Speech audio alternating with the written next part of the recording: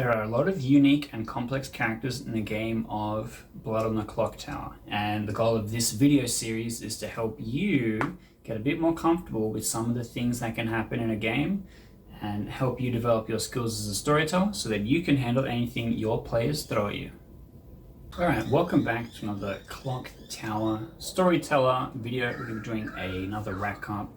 This time where we're going to be looking at different things, some balance options for you to consider, and what kind of things you need to be looking at when you think these characters are going to interact in your game to make sure that you have a balanced game of Clocktower.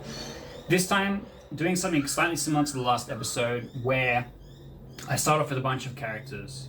In this case, we've got 9, and I need to find a space for the demon, the minion, and 2 outsiders because I have 9 townsfolk here. And this is sometimes a good way when you are approaching how to build a rack up to look at the different options that you have and think, okay, how are these different characters going to interact with each other? How do I replace what with what? Why, what characters do I want to see together and interacting? In this one, we've got the Investigator, the Slayer, the Empath, the Virgin, the Fortune Teller, the Raven Keeper, the Mayor, the Chef, and the Undertaker. I'm going to move up their locations in a second, but I have to replace 2 of these with outsiders. One of them is probably going to be the Drunk. It is the most commonly played character in Trouble Brewing. We are then going to replace one with the Minion and one with the Imp. In larger player games, the Baron can be really rough. 9-player game with the Baron means there is all 4 outsiders in play, which is pretty rough. But in that circumstance, all of the outsiders can rally together because all 4 of them are in play. But you also know that there can only be exactly 1 of them, and then you'll have 3 outsiders together. Voting as a block, working together, looking for who they think the Drunk is going to be because they can trust that player. In this, we're not going to do that. We're not going to put the Baron in. We are going to look at our options. So if we don't have the Baron, that leaves us with the Poisoner and the Spy. And the Spy in a really big player game can be really daunting, especially to a new player where if a new player isn't really sure what they're looking at, they've never seen the inside of a grimoire before, maybe, or they're not really super familiar with what's going on, it can be a lot of information to process and can be very difficult. So I do recommend the Spy for smaller, and I do recommend the Baron for smaller player count games like 7 and 8. So in this case, that leaves us with the Poisoner and the Scarlet Woman. Now, if we want to play an information-heavy game, then I would recommend the Poisoner. I think in this case, if we play the Poisoner, let's take out the Slayer. We no longer have the safeguard of the Scarlet Woman. The game can't end on the first day because the Slayer got lucky or the demon fumbled a bluff or something. So you have the Poisoner. Now, we need to replace something with the Imp. We have the Investigator, which is going to see the Poisoner and someone else, which can be kind of rough. In a 10-player game, we have 2 minions. The Investigator is less powerful. We also have the Virgin. The Virgin, a big player game, can be pretty strong, having a confirmed good play really early on. So, because the last rack up is both the Slayer and the Virgin, we're going to switch to the Imp. And I'm going to shuffle up the locations to actually simulate what a random game might look like. So I'm just going to go ahead and really poorly mix them up. Just like this. Okay, now this is what our rack up looks like. We've got 3 players on a couch at the top, 3 players on a couch at the side, 2 people over here, and 1 person over here. This is sort of what a living room might look like and where the players could be sitting. I often orient the 4 sides of the grimoire so that where the players are sitting matches where that is, rather than just doing a big circle inside it. In this setup, we've got the Undertaker, the Mayor, and the Investigator. Because they are sitting together like this, isolated from the other players, because I'm envisioning a room that will have them relatively separate, which is pretty common for if you're playing on couches. they are more likely to talk to each other and work together. Same goes for imp, empath, poisoner. All sitting together on a couch. Empath is between the imp and the poisoner. We have the chef, we have the fortune teller. And I've forgotten to include outsiders. You didn't remind me. We need to find space for one outsider to replace one of these people, and someone is going to become the drunk. I think Butler works well in this game. We're going to replace the investigator with the butler here. And we get to make a drunk. Now, the obvious answer is to make the empath the drunk. But an empath in a 9-player game going, guys, I got a 2. We have to kill both of my neighbors. It's kind of sus and unlikely that everyone's going to believe them and get along with it. Especially if we had something like the investigator that was telling you to do the opposite. So in this case, we are going to do something clever. We're going to grab the drunk token, which I swear to God I have here somewhere. Here we go. The drunk token. We're going to make the chef the drunk. Now, how this solves our problem is chef wakes up first night and goes, assuming they assume correct information, they go, evil team is not sitting next to each other. They wake up on the first day, and empath goes, I got a 2. I think both of my neighbors are evil. Chef goes, shit yeah, I know for a fact they're not sitting next to each other. That is a possible combination. And then the investigator, which you had a second ago, went, well, actually, I learned one of your neighbors was the poisoner. And the game ends on the first day because they go, well, we just kill the other guy and we win. In this situation, the empath wakes up and goes, guys, I got a 2. I think both of my neighbors are evil. And the chef goes, that can't be right. I know there is a pair of evil players in the game.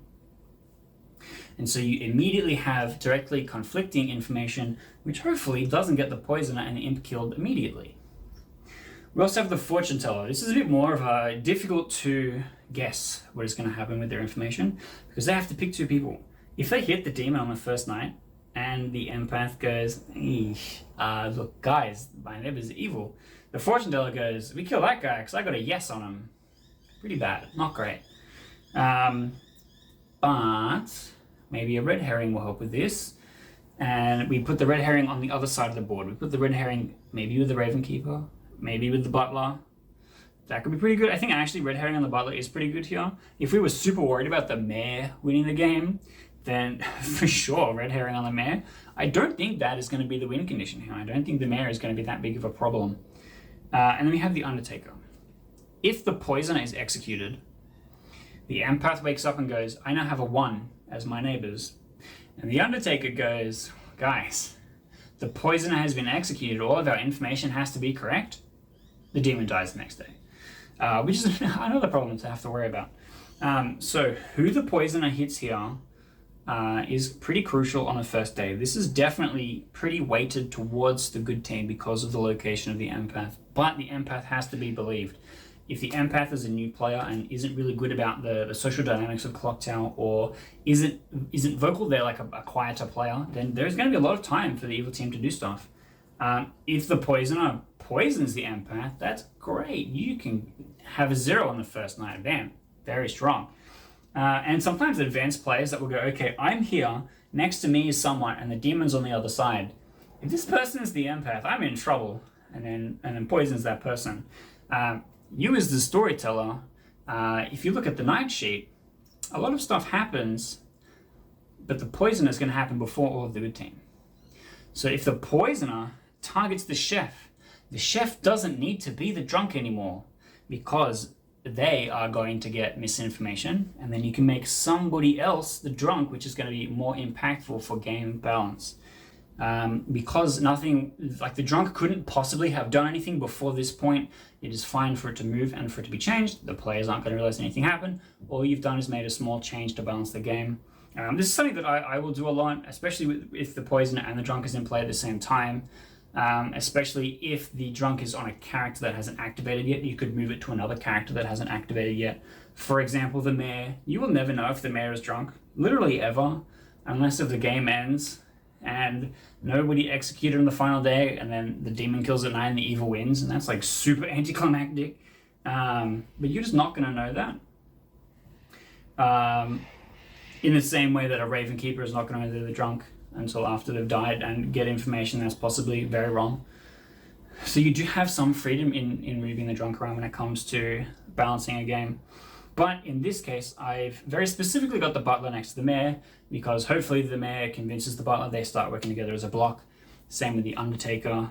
And we're just going to assume here that the empath becomes really unbelieved, and they just kind of assume the empath is the drunk because they've been maybe poisoned, they've been conflating information without their neighbors changing.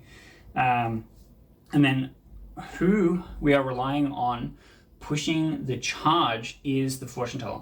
The fortune teller's information is going to be what breaks parity here, whether or not they do really well, whether or not they do really bad. Because if the empath goes, guys, I woke up, I got a 2 last night, I think maybe I'm drunk, the fortune teller might go, I will check them. Picks both neighbors, gets a yes, goes, one of them is the demon, let's kill him, right? That could also be a big problem. Maybe making the fortune teller the drunk, because that will also give you the power to go, okay, I'm going to give you wrong information here, I'm going to give you right information here, in a way to balance the game. Or if evil is absolutely steamrolling, then you can go, well, I'm going to give the fortune teller the correct information this one time, because they probably believe that they're drunk already, but it'll give them something to do, something to work on, go towards, instead of just like a no all the time. What else have we got? The Undertaker here, I feel like there's no real reason for the Undertaker to become a drunk in this circumstance. In a Scarlet Woman game, sometimes if the imp is executed early and the Undertaker, being the drunk, seeing what their bluff was instead of actually the imp, can be pretty strong, because then they don't actually know that there's a Scarlet Woman jump. But if the good team has no idea where the imp is anyway, that's not going to really change all that much for them. So in building your rack up, pay attention to how the information that character is going to get is going to react to where people are in the circle, what their abilities do, and whether or not them being drunk is going to be very impactful or not. For example, here with the chef, is going to be way more impactful than if the empath was drunk, because the empath might just need that they're drunk anyway. The fortune teller being drunk gives you a lot of control over what's happening, and then all the other characters are much less relevant in being drunk or poisoned. But that's it for this setup. This has been another storyteller utility video from Cutlass of Board Games. If you did like this, please let us know in the comments, or post some rack-ups for us to have a look at, or any questions that you have so we can go over it and make sure that you're going to be the best storyteller you can be.